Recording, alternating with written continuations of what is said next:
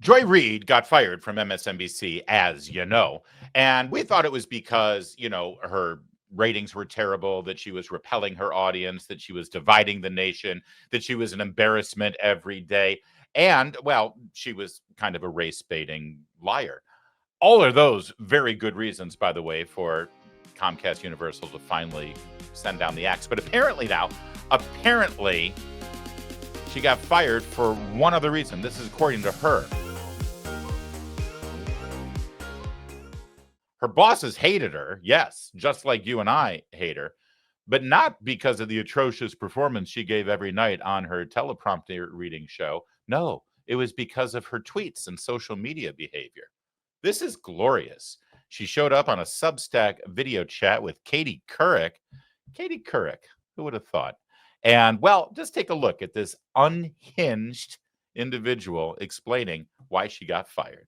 And so, I mean, I say that to say that once I got to, NBC, and I too joined Twitter back in 2000. I think I joined in 08 or 09, and the bosses were horrified. And anytime I would tweet anything, I would get calls. I would get, please get off Twitter. We hate it. They don't like that it pulls their talent and their reporters out of their control, because now you're not running what you're tweeting through standards and practices. It's giving your personality directly to the audience, which they don't like because it's no longer managed and curated by them. And they don't want people breaking news. Then this weird thing happened where Twitter and social media borrowed most of their content from the New York Times, the Washington Post. And those entities realized, oh, wait, we can actually get traction breaking news because that little link is coming back to the New York Times. It's coming back to WashingtonPost.com. It's coming back to, and the one who really got it was CNN. CNN got it before anybody. And CNN.com has far more audience than CNN. CNN, the actual cable network, is bottoming out ratings wise. But CNN.com is dominant online because most people get their CNN news from there. I also think that there was, usually the people in management, the executives, they have a vested interest in maintaining the status quo. Yeah. Because they want to basically just ride into the sunset, and disruption is risky for them. And so I think all those things, the confluence of all those forces, Joy, really paralyzed them. But it was very frustrating to me because, when I was at CBS, we would cover the primaries, we would cover conventions, and they'd have to stop at 11 o'clock for local news. And I said, why don't we continue this conversation online and make it available for people who have, who are interested in hearing more about what was going on at the convention or during the primary. Hey, Joy, so can I ask you a personal question? Yeah, we'll get to that in a minute. Can I just jump in here and give you a little bit of media analysis on this, which is just a remarkable thing to see from these two women. First of all, she's complaining about how the corporate bosses would get upset that she was, saying stuff on social media. And there's more of that coming up in just a second. But welcome to the real world, ladies. Every single human being that has a job and gets paid, for the most part, has to have some sort of protocols that they follow with their bosses about their participation in social media. But I'm talking about people who work at fast food restaurants. If they say stuff that is inappropriate on social media, guess what? McDonald's has a protocol about that. They have rules. Every single company in America at some point in their employee handbook has stuff. You can't go on social media and say atrocious, horrible things. There are going to be repercussions. And they're acting like it's outrageous that NBC and CBS would have these rules against what we can say on social media. Welcome to the real world, ladies, number one. Number two, I find it really ironic that Joy Reid is so upset that NBC News would be angry that she decided to break news for free on Twitter instead of, breaking. You've got news to break. How about you break it on the network that's paying you millions of dollars to do a news show? And she's all indignant. They were so upset when I would break news on Twitter. Yeah, because they're paying you to break news on NBC, you moron. It's just, I mean, they're so clueless about this. Anyway, then just take a look here, because now it gets really interesting. Of course. I've already So, given in about, I've already talked about my perimenopause. So as you can see, I'm open to anything. so what exactly happened at MSNBC? What's really amazing is that I've been asked this so many times, and people think that I'm just saying it to BS, but I'm being honest with you, I don't know. Literally, Katie, my show, The Readout, my wonderful team and I, we won an NAACP Image Award in late January. And within less than a month from that, they canceled our show. Like our show, we were just like 2 weeks before I was canceled. We were emailing back and forward with the PR department about praising our win for the NAACP Image Award. And actually, it wasn't even in January. It was in February. It was like 2 weeks before we won 2 weeks after we won the award. It came out, we were completely blindsided, to the point where when I first was told on a Friday night that this story had dropped by a guy called Dylan Byers. Oh, right. I know. Who used to Dylan. work for CNN and used to work with the current president Now he of works the network. for Puff. And now he works for Puff, but he's connected to the current management at MSNBC.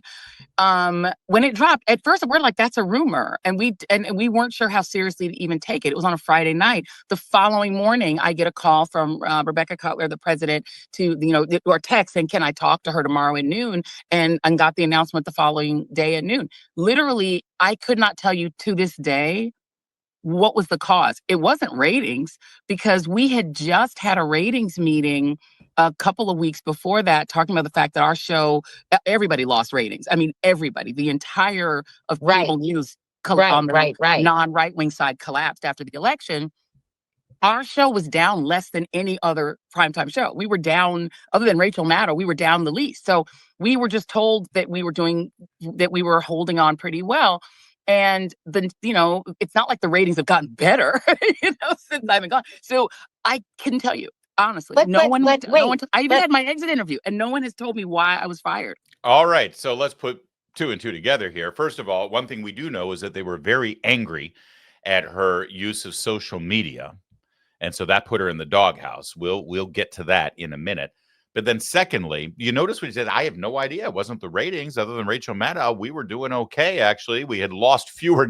I love that the true measure of how strong the ratings are is we lost fewer viewers than anyone else on the network. Boy, that's something to brag about. And it came right after. Boy, she spent a lot of time talking about that NAACP Image Award. I couldn't tell you. I mean, we just won the NAACP Image Award, for crying out loud. Put 2 and 2 together here. Clearly, MSNBC management is racist. It's the only explanation. We just won the NAACP Image Award. Executives at NBC News hate the NAACP. They hate people of color, especially people of color who exceed and excel and win awards. So they had to fire us. I mean, honestly, I got to tell you something. She's a horrible, hateful human being. And her show was garbage, right? I got to tell you, as garbage goes, I have no doubt that the MSNBC audience being fed the kind of garbage that they get fed every single day, the fever swamp kind of lies and garbage to divide this country, if that's your audience and that's who you're trying to appeal to, clearly that is who MSNBC is trying to appeal to. I have no doubt that they loved Joy Reid's show. I mean, it's perfect fodder for the kind of content MSNBC delivers. And if I'm Joy Reid right now and I get fired and the likes of Chris Hayes and Lawrence O'Donnell still have a gig, I'd be pissed. I'd be super pissed. She's right.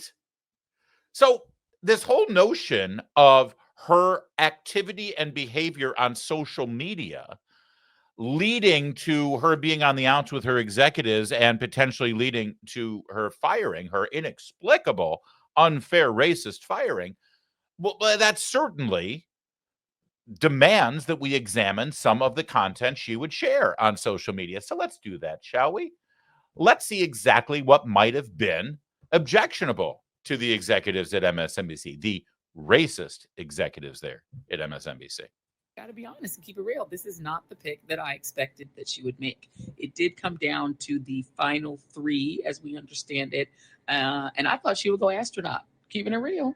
He, to me, would have been the safest, most conventionally safe pick. White, super white, like, mayonnaise sandwich on Wonder Bread, right? From a border state, he could have made a strong argument for her. There you go. When the host of your primetime television show goes on social media and describes a sitting U.S. senator as mayonnaise on Wonder Bread white, I suppose that might raise some alarms in the C-suite over there at Comcast Universal. Oh, but there's more. We still don't know for sure whether Donald Trump was hit by a bullet, whether he was hit by glass fragments, whether he was hit by shrapnel.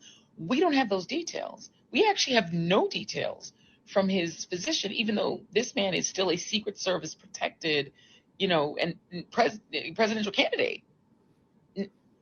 We know almost nothing. Why? Why don't we know that much? We know that 3 people were shot. 1 person, unfortunately, was killed at the rally. We don't know where they were sitting or standing relative to him. We don't know why, for 9 full seconds, Donald Trump was allowed to stand back up during an active shooter situation, even though they, at that point, had said the shooter was down. How would they have known if there were more shooters or not? Nobody knew. That there could have been 5 shooters for all they knew. Yet they allowed him to stand up in the middle of that, crisis and pose for a photo and fist pump the air so he could get the iconic photo. And then they allowed him to stand up again outside of the SUV instead of just shoving him into the SUV. That seems really unusual. What is the actual injury to Donald Trump's ear that's under that bandage? Shouldn't we know that by now? It's weird. And there doesn't seem to be a whole lot of curiosity about it, in the sort of media world, my profession. It's weird, right? Where are the FOIAs? Why isn't the New York Times aggressively pursuing his medical records? It's just weird. Just a strange thing that I've noticed. And I don't know if you guys have noticed it too. Joy Reid over here just asking questions, man. Just seems really weird. Getting the tinfoil hat on with the conspiracy theories. By the way, where are the FOIA requests? Why aren't it? This was 5 days after the assassination attempt of Donald Trump. 5 days. And the New York Times is in on it. The Secret Service is in on it. They let him stand up and pose for that iconic photo. We don't even know if it's really a bullet that hit him. We did, and by the way, by that time we knew exactly the proximity of where the fatalities were and where the other people who were hit with bullets were sitting. This is a woman who's in the news business. And she wasn't allowed to make that kind of speculation on set at MSNBC, so she reserved it for her social media platform. And I don't know, maybe now I'm starting to figure out why maybe the executives over there were a little troubled by her behaviors on social media, considering she's carrying the news brand every night in prime time. But it gets even weirder. You remember this greatest hit from Joy Reid? Y'all think we don't know what you mean when you say DEI? We know what you mean. We know what you mean. We know what you mean. Maybe it's me, but I'm thinking MSNBC and NBC News and Comcast Universal executives on a regular basis were monitoring Ms. Reid's social media accounts and saying to themselves, are we sure this is who we want as a trusted news source carrying our brand every night in prime time? Are we sure that this is who we are? This is how we want to be represented? But of course, if you look at the content on the channel, the fact of the matter is the answer is yes. This actually fits perfectly. with their brand. And also, I'm going to call bull on any NBC News or MSNBC executive who found that kind of social media content from Joy Reid unacceptable and offensive and tantamount to a fireable offense, when on a regular basis, on their set, in their studio, on their network, signed off and approved by their producers, we were treated to this kind of crap. All right, good evening, everyone. We begin the readout tonight with a message to Republicans. Okay, we get it. COVID is the precious, and you love it. You love COVID so much, you want it to spread in the schools, at the office, in the Walmart, on the cruise ships, and at the club. That gray spongy ball with the red spikes, you want it pumping through your veins with an ivermectin chase. Thank you, Newsbusters, for that clip. You know, when you start your show in the middle of a pandemic with the assertion that the Republican Party loves COVID and wants to infect everyone in your community with it, I don't know if you remember what things were like during the pandemic, but it's that kind of rhetoric that actually divides us a bit and could get people hurt, but it's nothing compared to this golden oldie. Begin the readout tonight with the most important and really the most debated political question of the moment. What is happening to the Republican Party? Our country, our democracy is currently under siege by one of our two major political parties, one controlled by a twice impeached one-term president who's more Jim Jones than George Washington.